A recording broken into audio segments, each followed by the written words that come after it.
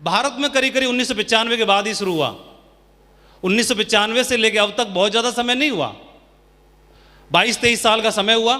इतने समय में डायरेक्ट सेलिंग इंडस्ट्री ने गवर्नमेंट ऑफ इंडिया को मजबूर कर दिया इस बात के लिए, जिस तरह से 180 देशों में इस बिजनेस को लेके, इस इंडस्ट्री को लेके पूरे एक्ट पारित हैं, उसी तरह से पिछले 20-22 सालों में भारत सरकार को मजबूर होना पड़ा। और सितंबर 2016 में गवर्नमेंट ऑफ इंडिया ने भी गाइडलाइन जारी कर दी डायरेक्ट सेलिंग इंडस्ट्री के लिए कि भारत में भी बिजनेस समझदारी से चलना चाहिए।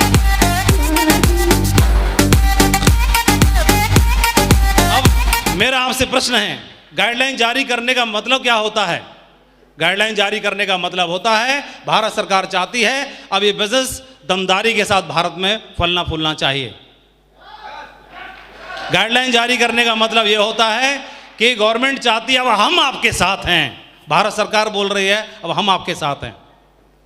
और इस चीज़ को देखते हुए भारत सरकार ने काम करने वाली कंपनियों में से करीब 209 कंपनियों की लिस्ट को छांटा और शुरुआत में मिनिस्ट्री ऑफ कंज्यूमर अफेयर की वेबसाइट पर उनको लिस्ट जारी की।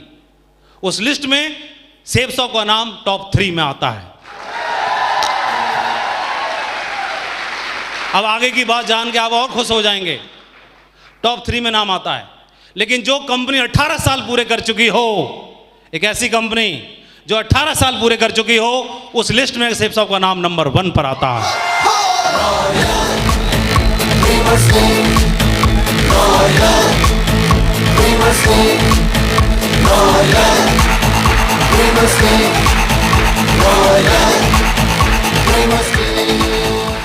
अठारह साल पूरे होने का मतलब क्या होता है, चलिए हिंदी में समझते हैं।